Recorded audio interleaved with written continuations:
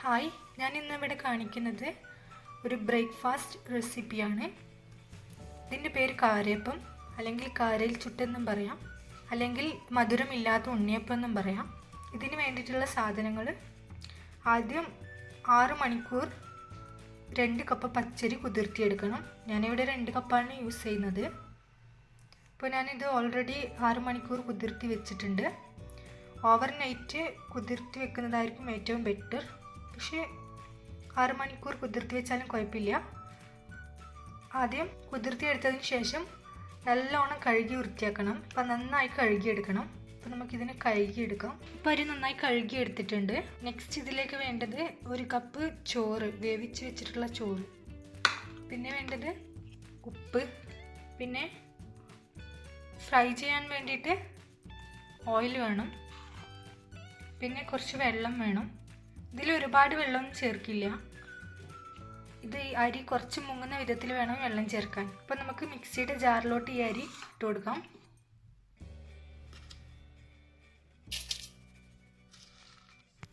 അപ്പം ചോറും പച്ചരിയും ഇതിലേക്ക് ഇട്ടിട്ടുണ്ട്. മിക്സി ഫുള്ളായിട്ട് ഇട്ടിട്ടില്ല, പക്ഷേ കുറച്ച് ബാക്കി വെച്ചിട്ടുണ്ടായിരുന്നു. കാരണം എൻ്റെ മിക്സിയുടെ ജാറ് ചെറുതായതുകൊണ്ട് ഞാൻ ഫുള്ളും ഇതിലേക്ക് ചേർക്കുന്നില്ല. 2 ബാച്ചായിട്ടാണ് ഇത് അരച്ചെടുക്കാൻ പോകുന്നത്.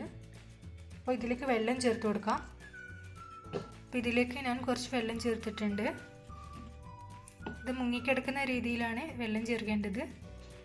ഒരുപാട് വെള്ളം ഒഴിച്ചാൽ ഈ ബാറ്ററി ലൂസായി പോകും. അപ്പോൾ ഇതിലേക്ക് ഒരുപാട് വെള്ളമൊന്നും ചേർക്കരുത്. അപ്പോൾ നമുക്ക് ഈ ആദ്യത്തെ ബാച്ചൊന്ന് മിക്സിയിലിട്ട് അരച്ചെടുക്കാം. അപ്പം നമ്മുടെ ഫസ്റ്റ് ബാച്ച് ഇവിടെ റെഡിയായി. ഇനി ഇതൊരു വലിയ ബൗളിലേക്ക് മാറ്റാം. ഇത് ഫസ്റ്റ് ബാച്ചാണ് അരച്ചെടുത്തത്. ഇതുപോലെ സെക്കൻഡും അരച്ചെടുക്കണം.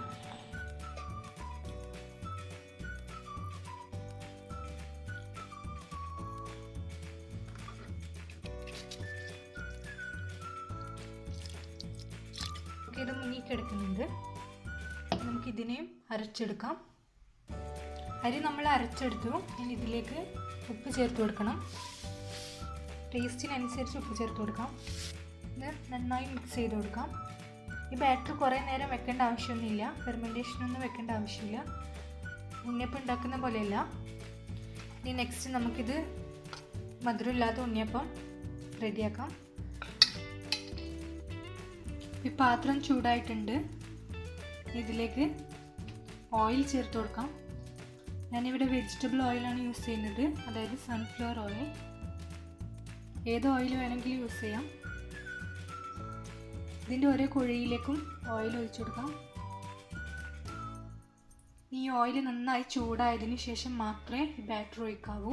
ഓയിലിപ്പോൾ നന്നായി ചൂടായിട്ടുണ്ട്. അപ്പോൾ നമുക്ക് ഈ ബാറ്റർ ഒഴിച്ചു കൊടുക്കാം.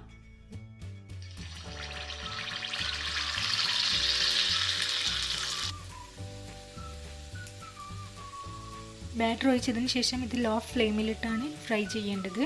ഇതിൻ്റെ ഒരു സൈഡ് കുക്കായിട്ടുണ്ട്. നെക്സ്റ്റ് സൈഡ് പോലെ കുക്ക് ചെയ്യാം. തിരിച്ചിട്ട് കൊടുത്താൽ മതി.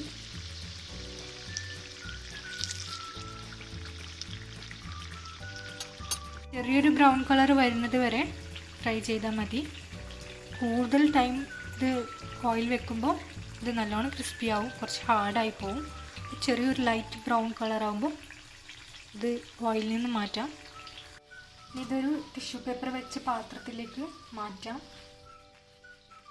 ഇതുപോലെയുള്ള ഒരു പാത്രം എടുത്താൽ എണ്ണ പെട്ടെന്ന് താഴേക്ക് പോകും. മധുരം ഇല്ലാത്ത ഉണ്ണിയപ്പം റെഡി ആയിട്ടുണ്ട്.